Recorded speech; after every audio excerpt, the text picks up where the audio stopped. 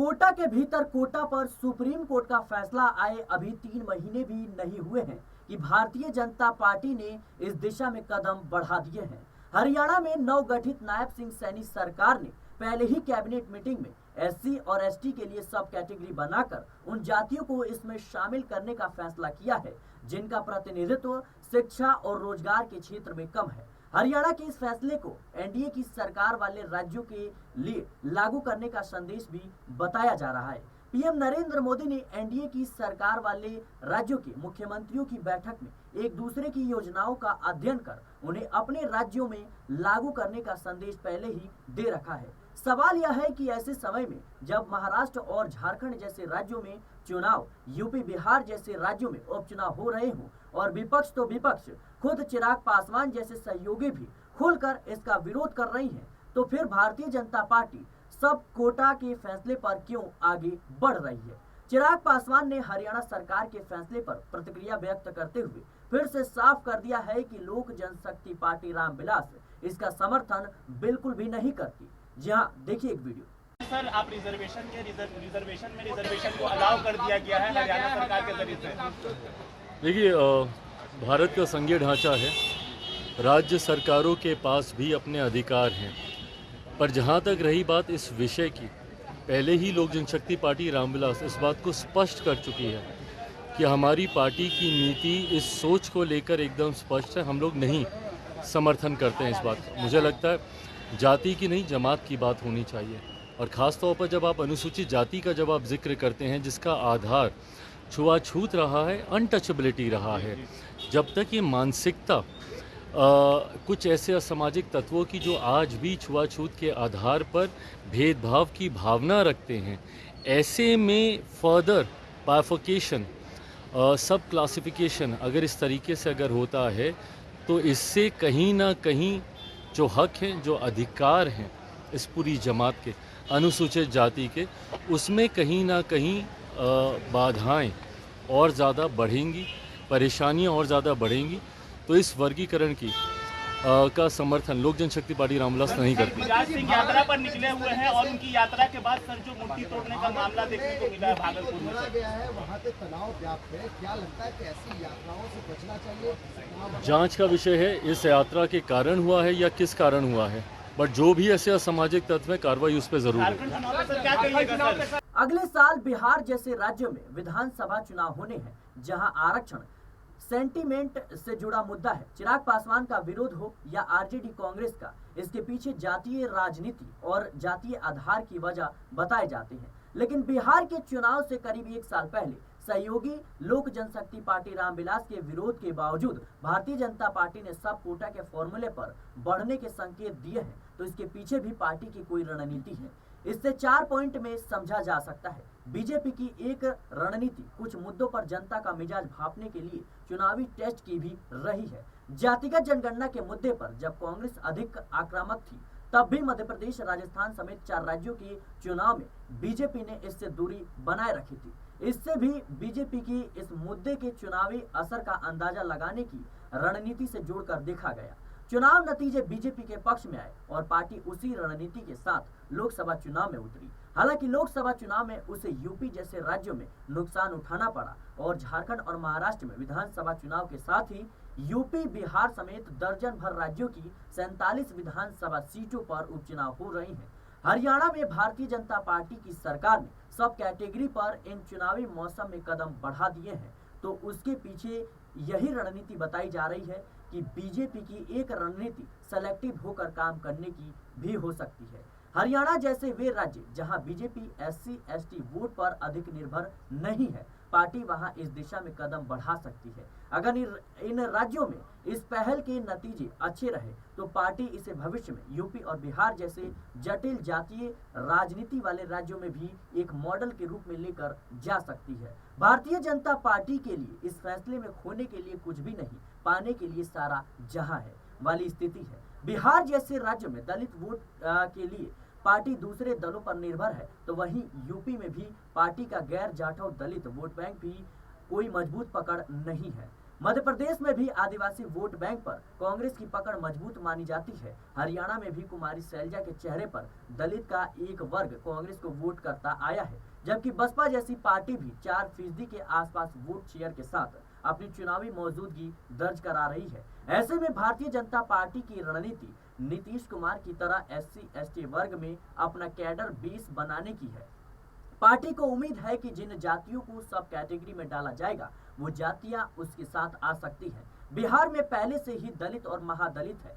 ऐसे में हरियाणा सरकार के इस कदम का अधिक असर सूबे के चुनाव पर पड़ेगा। शायद पार्टी नेतृत्व को ऐसा नहीं लगा होगा। दरअसल नीतीश कुमार की अगुवाई वाली सरकार ने दलित वर्ग में लोक जनशक्ति पार्टी के कोर वोटर पासवान को छोड़कर बाकी दलित जातियों को महादलित कैटेगरी में डाल दिया था। इसका नतीजा ये हुआ कि जीतन राम मांझी भले ही महादलित में शामिल मुसहर बिरादरी से आते हैं, लेकिन इस वर्ग के वोट बैंक पर उनके मुकाबले नीतीश की पकड़ कहीं अधिक मजबूत मानी जाती है। अब भारतीय जनता पार्टी भी हरियाणा से इसी ट्रैक पर बढ़ती नजर आ रही है। 1 अगस्त को सुप्रीम कोर्ट का फैसला आया था। सुप्रीम कोर्ट की संविधान पीठ ने 2004 का फैसला पलटते हुए कहा था कि आरक्षण के लिए राज्यों को कोटा के भीतर कोटा बनाने का अधिकार है। नजर आएंगे। सर, एक बड़ी बात यह है कि जब चिराग पासवान बैठक के बाद मीडिया से बातचीत करते हैं तो उस वक्त कहते हैं कि प्रधानमंत्री जी ने आश्वासन दिया है कि ये फैसला लागू नहीं होगा, लेकिन हरियाणा में जैसे ही भारतीय जनता पार्टी की जीत हो जाती है, पहली ही बैठक में नायब सिंह सैनी ने फैसला कर दिया। लेकिन चिराग पासवान का वो बयान जो उन्होंने हाल ही में दिया था कि मैं जरूरत पड़ने पर किसी भी मंत्री पद को लात मार दूंगा, किसी भी गठबंधन में रहूं, वो मायने नहीं रखता, मेरे लिए पद मायने नहीं रखता। तो क्या बीजेपी ने जो ये फैसला लागू किया है एक एक्सपेरिमेंट के तौर पर देखा जा रहा है कि अगर हरियाणा में ये सफल रहता है तो फिर तमाम और भी राज्यों में इसे लागू किया जाएगा। तो इसको देखते हुए चिराग पासवान कोई बड़ी कह सकते हैं कि बगावत करते हुए नजर आएंगे, कोई बड़ा कदम उठाते हुए नजर आ सकते हैं। पहली बात तो उन्होंने ये बात भी कही इसी वीडियो में कि ये राज्य का अपना अपना मामला होता है, लेकिन उन्होंने स्पष्ट कहा है कि वो इससे सहमत नहीं है, इससे संतुष्ट नहीं है और जो रूप उनका पहले था वो आज भी रहने वाला। जैसे मैंने आपसे कहा कि मान लीजिए बिहार में ये लागू होता है या लागू करने का प्रयास किया जाता है तो इसके खिलाफ जो है वो चिराग पासवान उतर सकते हैं। इसका मतलब ये है कि वो एनडीए से बड़ी बगावत कर सकते हैं। आप देखिए जिस तरह से जीतन राम मांझी ने ये बात कही थी कि हाँ भी वर्गीकरण होना चाहिए, इससे जो समुदाय छूट गए उनको लाभ मिलना चाहिए, लेकिन जैसे ही यहाँ पर उपचुनाव होते हैं और इमामगंज सीट जो उनकी सीट थी वहां पर उपचुनाव होने की बारी आती है और जब कह सकते हैं कि हम की तरफ से किसी प्रत्याशी की तलाश की जाती है तो वो तलाश उनकी बहू दीपा मांझी में जाकर खत्म हो जाती है। उसके बाद जो कह सकते हैं चिराग पासवान के बहनोई हैं और एलजेपीआर के सांसद भी हैं अरुण भाटी, वो कहते हुए नजर आते हैं कि मांझी पहले तो वर्गीकरण को लेकर तमाम बड़ी बड़ी बातें कर रहे थे, लेकिन जैसे ही ये मौका आया कि किसी अब तक जो छूटे हुए दलित को अगर ये सीट दी जाती तो शायद इसका बेहतर इस्तेमाल वो करते हुए नजर आते, लेकिन मांझी ने तुरंत अपनी बहू को ये सीट देकर कहीं ना कहीं साबित कर दिया कि वो सिर्फ अपना भला करना चाहते हैं, समाज का के बारे में सिर्फ वो कह तो सकते हैं लेकिन भला करने का उनका कोई भी इरादा नहीं है। तो यहाँ पर आपस का जो मतभेद है चिराग, वो इस पूरे मुद्दे से उभर कर सामने आ रहा है। कह सकते हैं कि आग में घी डालने का काम जो है वो हरियाणा के मुद्दे ने कर दिया है, क्योंकि पहली ही बैठक में इस तरह का अनाउंसमेंट होना अपने आप में बहुत बड़ी बात है। और आपने जिक्र किया कि जिस तरह से पीएम मोदी की तरफ से आश्वासन दिया गया था, तो आप जरा देखिए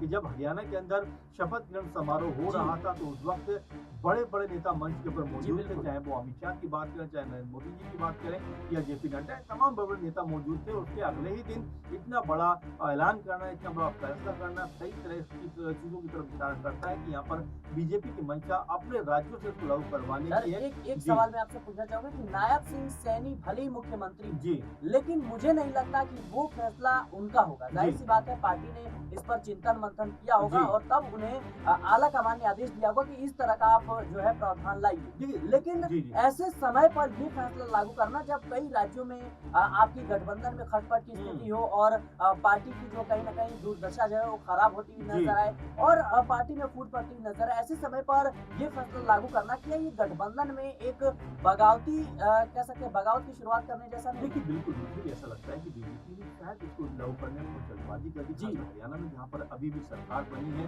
तुरंत इस फैसले का सामने आना कई तरह की चीजों की तरफ इशारा करता है, क्योंकि देखिए अगर हम हरियाणा को भी देखें तो 20-22% के आसपास वहाँ पर जो दलित समुदाय है वो नजर आते हैं। मायावती चुनाव लड़कर वहां से आ रही है और खुद मायावती ने भी इसको एक तरीके से गलत बताया कि भाई ऐसा करके आप दलितों के बीच में लड़ाई करवाने का काम कर रहे हैं, दलितों के बीच में मनमुटाव कराने का काम कर रहे हैं और दलितों को लड़ाकर कहीं ना कहीं बीजेपी अपनी चुनावी और राजनीतिक रोटियां जो है वो सीखना चाहती है। अब आपने बाकी राज्यों का जिक्र किया इसमें, तो आप देखिए कि महाराष्ट्र में आप देखेंगे कि रामदास अठावले ने इसको लेकर लगातार अपना रुख स्पष्ट किया था कि ये कहीं से भी कह सकते हैं कि लागू करवाने के योग्य नहीं है। उन्होंने दरख्वास्त की थी कि इसको लागू ना करवाया जाए। महाराष्ट्र में देखिए तो कह सकते हैं कि 20 तारीख को आई थिंक चुनाव है नवंबर में, और यहाँ पर इसका क्या असर पड़ता हुआ नजर आएगा, इसको लेकर देखने वाली बात होने वाली, क्योंकि जब राहुल गांधी, अखिलेश यादव, उद्धव ठाकरे और तमाम बड़े लीडर जब इसके ऊपर कह सकते हैं कि जब भाषणबाजी करेंगे और चुनाव का माहौल बनाते हुए नजर आएंगे, तो मुझे ऐसा लगता है कि यात्रा मुद्दा वहां पर भी उठता हुआ नजर आएगा। लेकिन हाँ, ये आप मानकर चलिए कि जिस तरह से हरियाणा में इस तरीके की चीज को लागू करने का ऐलान किया गया, फैसला किया गया, वो बाकी राज्यों तक इसकी धमक जरूर पहुंचाएगा। और यहाँ पर जो बीजेपी अब तक बहुत पावरफुल थी, ताकतवर थी, जिस तरह से 2024 के बाद ताकत कमजोर हुई है, लगातार देखा जा रहा है कि उनके नेताओं की भी आपस में मनमुटाव खबरें आ रही हैं। ऐसे में जो सहयोगी दल है, आप देखिए चाहे उत्तर प्रदेश की अगर बात करें तो यहाँ पर चाहे वो जयंत चौधरी हो, चाहे वो अनुप्रिया पटेल हो, संजय निषाद हो, इसके अलावा कह सकते राजा भैया हो, तमाम ऐसे लोग हैं जो लगातार अब बीजेपी से खफा दिखाई पड़ रहे हैं। तो ये मानकर चला जा रहा है सिराज की बीजेपी के लिए हालत जो है उसमें बेहतर। सुप्रीम कोर्ट के इस फैसले के बाद राज्य सरकारों के अनुसूचित जाति और जनजाति को लेकर सब कैटेगरी बनाने का रास्ता साफ हो गया था। विपक्षी पार्टियों के साथ ही केंद्र की एनडीए सरकार में शामिल लोक जनशक्ति पार्टी रामविलास के प्रमुख और केंद्रीय मंत्री चिराग पासवान ने भी कोर्ट के इस फैसले पर विरोध जाहिर किया था। चिराग पासवान की पार्टी ने विपक्ष की ओर से आहूत भारत बंद का भी समर्थन किया था। तब केंद्र ने यह कहकर पल्ला झाड़ लिया था कि वह इस पर कोई कदम नहीं उठाने जा रही है। लेकिन एक बार फिर से हरियाणा में जिस तरीके से भारतीय जनता पार्टी ने यह बड़ा कदम उठाया है, ऐसे में चिराग पासवान की अगला कदम उनका क्या हो सकता है? क्या चिराग पासवान अपने दलित वोट बैंक के लिए अब भारतीय जनता पार्टी से रिश्ता तोड़ते हुए नजर आएंगे? क्या चिराग पासवान दलित वोट बैंक को साधने के लिए वो बीजेपी से बगावत करेंगे? ये काफी महत्वपूर्ण है और इसी मुद्दे पर हमारे सहयोगी का एक रिपोर्ट दिखाता है, देखिए जरा।